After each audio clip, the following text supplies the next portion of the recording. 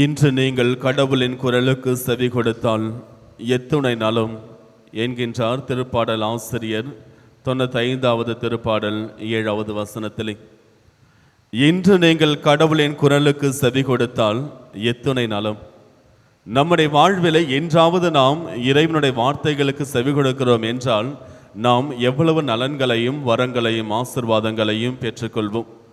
ஆனால் இறைவனுடைய குரலுக்கு செவி கொடுக்கவில்லை என்றால் நம்முடைய வாழ்விலை நாம் எந்த அளவிற்கு கேடான காரியங்களையும் துன்பங்களையும் பெறுவோம் என்பதை நினைவில் கொள்ள வேண்டும்.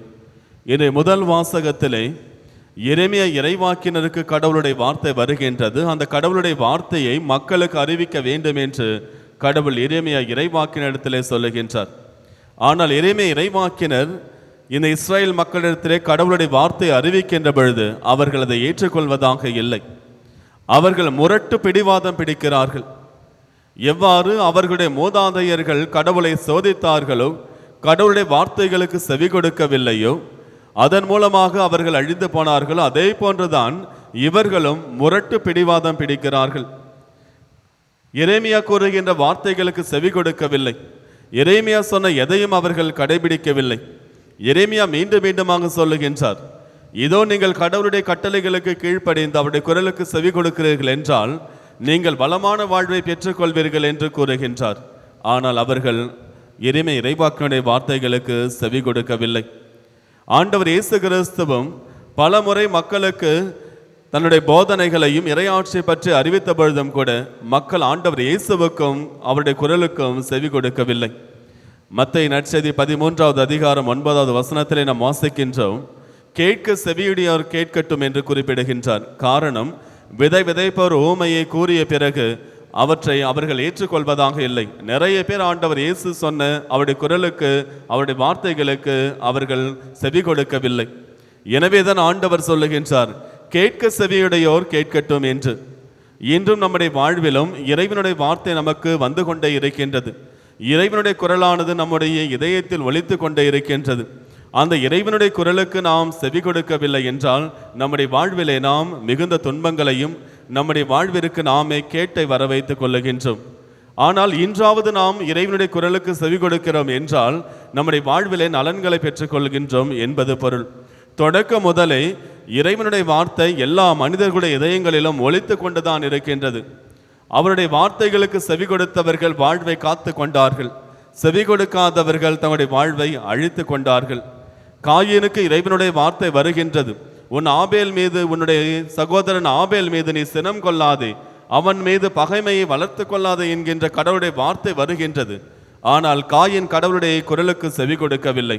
எனவே தன்னுடைய வாழ்வை அழித்து கொண்டான். கடைசி வரையில் ஒரு நாடோடியாக அங்கும் இங்கும் திரிந்து கொண்டிருந்தான்.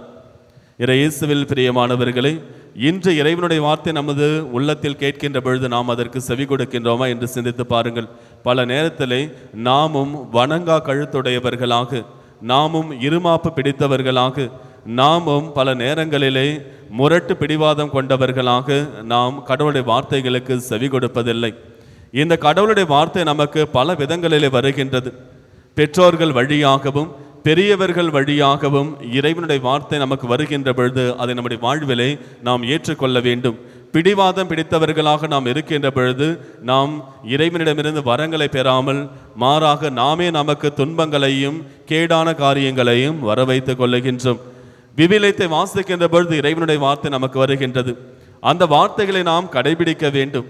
அதே நேரத்திலே நாம் வாசிக்கின்றோம் திருவெளிப்பாடு 3வது அதிகாரம் 20வது வசனத்திலே, இதோ நான் உங்களுடைய கதவு அருகில் என்று தட்டி கொண்டிருக்கின்றேன்.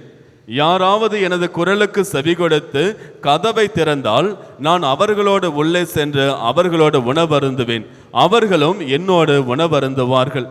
நான் என் தந்தையினுடைய அரியணையில் வீற்றிருப்பது போல வெற்றி பெறுகின்ற அனைவருமே என்னோடு அந்த அரியணையிலே வீற்றிருப்பார்கள் என்று கூறிவிட்டு கடைசியாக வருகின்ற வசனங்கள், கேட்க செவியுடையோர் திருச்சபைக்கு தூய் ஆவியார் சொல்லுவதை கேட்கட்டும் என்று அந்த வசனமானது முடிகின்றது. இயேசுவில் பிரியமான சகோதர சகோதரிகளை, இறைவனுடைய வார்த்தைகளுக்கு நாம் செவி கொடுப்போம். இறைவனுடைய வார்த்தைகள் நம் ஒவ்வொருவருக்குமே நம்முடைய வாழ்வை நலமானதாகவும் வளமானதாகவும் மாற்றுவதற்காக வந்து கொண்டே இருக்கின்றது. பல நேரத்திலே நாமும் இறைவனுடைய வார்த்தைகளுக்கு செவி கொடுப்பது கிடையாது. காரணம் நம்முடைய பிடிவாதம், நம்முடைய இருமாப்பு குணம். அந்த குணத்தினால் தான் வணங்கா கழுத்துடையவர்களாக இறைவனுடைய குரலுக்கு செவி கொடுக்காமல் இருக்கின்றோம்.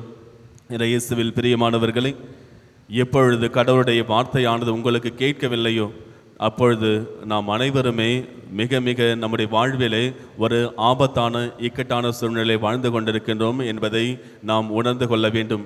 இறைவனுடைய வார்த்தை ஒவ்வொரு நாளும் நமக்கு வந்து கொண்டே இருக்கின்றது.